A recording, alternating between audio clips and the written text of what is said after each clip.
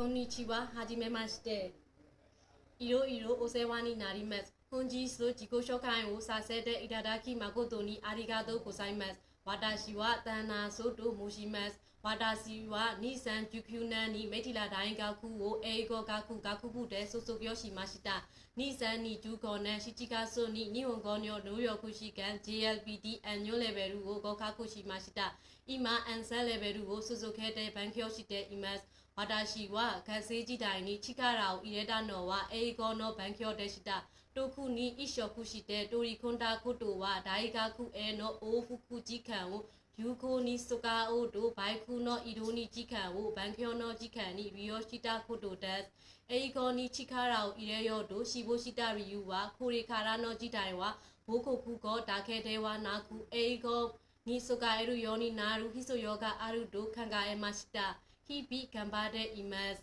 ANSI Numerical Control 工作機械やオートカッドコンピューターによる設計やコンピューター Aided Manufacturing コンピューターによる製造システムなどのデジタル化生産することに大変役に立つと思います。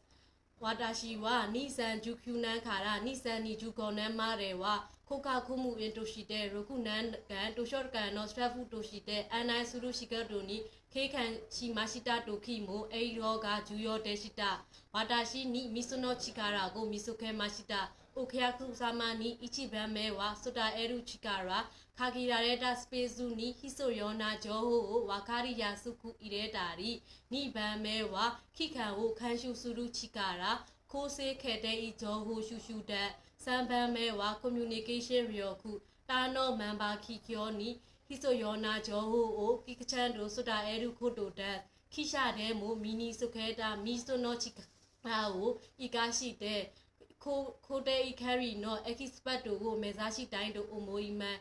記者へ応募させていただきます。どうぞよろしくお願いいたします。